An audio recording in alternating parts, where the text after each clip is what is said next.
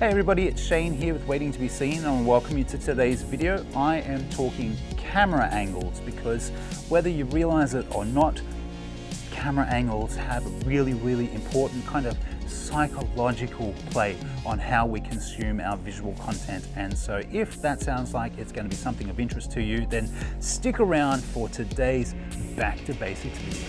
This is how we do it. What is up everybody? It's Shane here with Waiting to be Seen. I want to welcome you to today's video. We are talking camera angles. You know, it's just not going to work.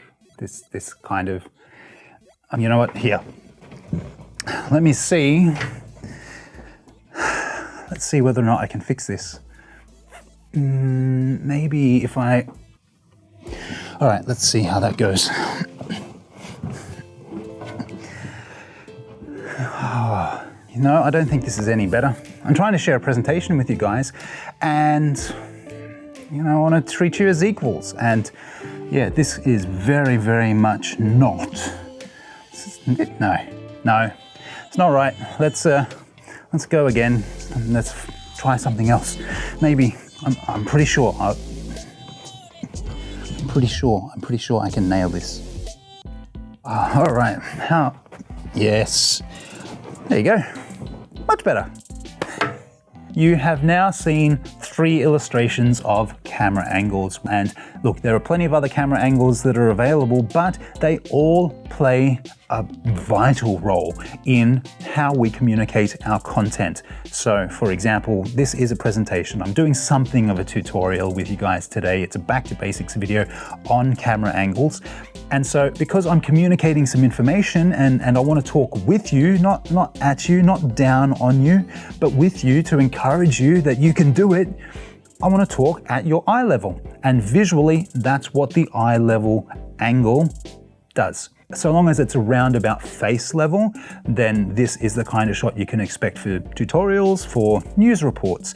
Even if you're watching Hollywood films and people are having a bit of a dialogue between 2 characters, they will usually try and set the camera up to an eye level because that's just how we communicate. We talk with each other face to face. So having an eye level angle is really important. And for most of what we do as content creators, it's probably going to be our go-to angle.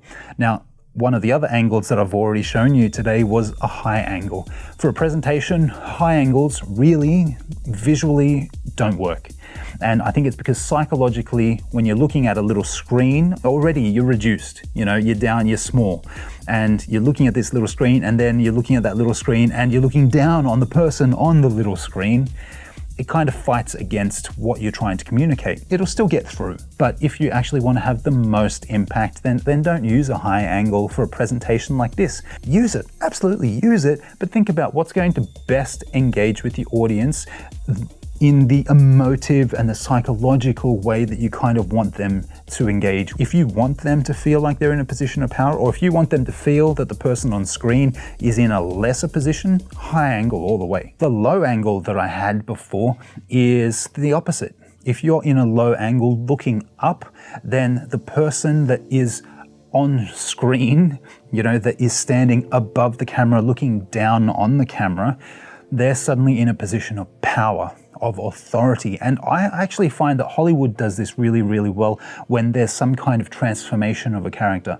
When they go from somebody that's been timid to going through some kind of metamorphosis to a character that's perhaps now really powerful, they will usually go from a high angle while they're that timid person, suddenly boom, low angle looking up at him, and there he is. Much more of a powerful image. And actually, one of the most striking visuals that I still remember to this day was from the film The 3 Musketeers. It's this really great shot where it's a low angle looking up at Tim Curry, who at that point was the power figure. It's just this scene where he goes, all for one and more for me. He was an authority figure. He was boasting, he was being arrogant, and they used a low angle to amplify that, and that emotionally connected. That is the power of camera angles when they're done right. And that's why for today's video, for the back to basics, I just want to sound that off with you guys. If you're just getting started, when you take camera angles and you start to marry them with camera movements like your pan and your tilt and your zoom, man, there's so much about it that we can really just dive into. And of course, the more that we get to practice these things, the better we'll be at communicating visually. And it is kind of a language, you know?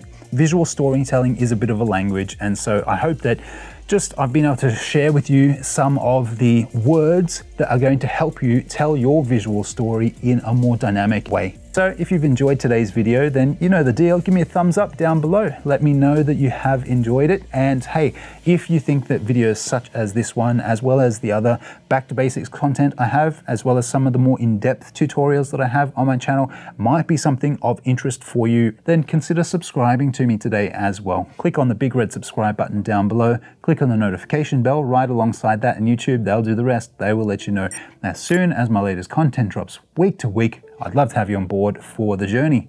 And on that note, I'm all done for today, guys. Thank you so much for stopping by. This is Shane for Waiting to Be Seen. Have a fantastic day, have a fantastic weekend, and I hope that the week to come is looking good for you as well. And I'll see you guys next time.